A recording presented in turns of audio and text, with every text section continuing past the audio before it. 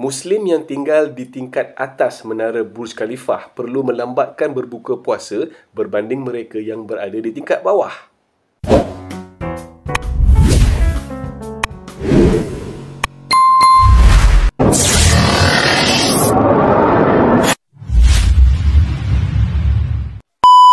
Assalamualaikum and what up YouTube, welcome back to my channel. Okay, so selamat bertemu kembali.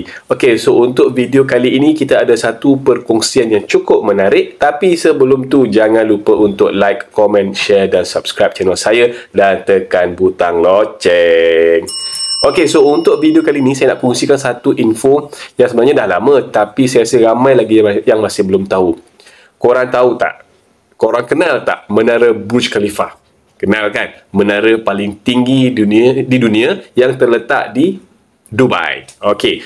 Cuma kalau korang nak tahu, ketika bulan puasa atau kepada mereka yang berpuasa pada bulan Ramadan, dia orang ada 3 zon berbuka puasa yang berbeza, especially kepada muslimin yang tinggal di menara tu. Maksudnya dekat menara tu, siapa-siapa yang tinggal dekat menara Burj Khalifah tu, dia ada 3 waktu berbuka yang berbeza.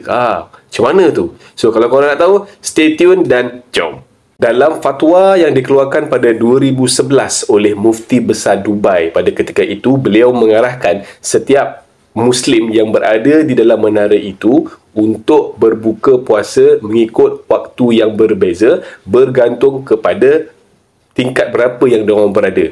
Maksudnya kalau korang duduk kat atas, duduk tengah, duduk bawah, dia ada 3 waktu berbuka yang berbeza. Now, kenapa ada zon masa berbuka yang berbeza? Okey, disebabkan ini ya. Ini disebabkan ketinggian bangunan ataupun menara Burj Khalifah itu sendiri yang menyebabkan waktu matahari terbenam sepenuhnya bagi setiap tingkat adalah berbeza. Di dalam Islam, waktu berbuka puasa adalah ketika maksudnya waktu maghrib, iaitu dimulai sejak terbenamnya matahari, dan hal ini sudah menjadi persetujuan para ulama, iaitu sejak hilangnya sebuah bulatan matahari yang telah ditelan bumi. Dekat sini kita faham bahawa definisi masuk waktu maghrib adalah waktu apabila matahari itu terbenam sepenuhnya pada pandangan mata kita. Pada waktu itu, barulah kita boleh berbuka puasa. Disebabkan ketinggian bangunan ataupun menara Burj Khalifah yang terlampau tinggi, maka adanya perbezaan dalam waktu matahari terbenam bagi setiap tingkat. Iaitu orang yang berada pada tingkat bawah akan melihat matahari terbenam lebih awal berbanding daripada orang yang berada di tingkat atas. Oleh itu, mereka yang berada di tingkat atas akan berbuka puasa lebih lambat berbanding mereka yang berada di tingkat bawah. So, kalau korang nak pergi menetap di Menara Burj Khalifah, cepat-cepatlah cari yang bawah.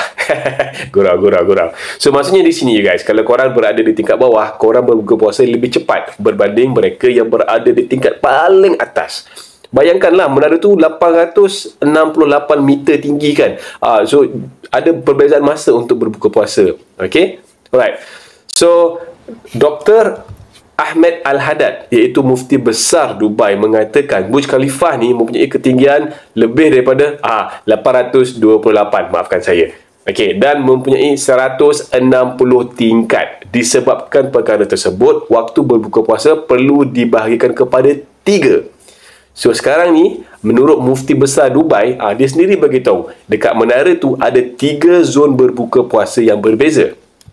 3 waktu yang berbeza ini bergantung kepada waktu matahari terbenam yang dapat dilihat oleh mereka yang tinggal di tingkat tersebut. So maksudnya apa? Maksudnya, tak kiralah di mana mereka berada, mereka perlu melihat kepada waktu matahari terbenam, kata Dr. Al-Haddad. Awak tidak akan berbuka puasa sehinggalah awak melihat sendiri waktu matahari itu terbenam. So maksudnya macam mana? Kalau korang berada di menara tu, selagi korang nampak matahari tu masih lagi ada, selagi itulah tak boleh buka puasa. Bila matahari dah betul-betul habis terbenam, baru boleh buka puasa. So kalau korang tengok angle, kalau katakan ini menara, kalau katakan ini kan matahari, kalau korang berada kat sini, kalau korang tengok ke sini, bila matahari dah tak ada, memang nampak macam dah terbenam lah kan. Tapi kalau korang berada kat sini, matahari tu, dan bila kita tengok yang bawah ni, dia nampak yang dah terbenam. Tapi atas tu, dia masih lagi nampak lagi matahari. So, dia tak boleh buka puasa lagi lah, sebab matahari masih lagi belum terbenam sepenuhnya. Nampak?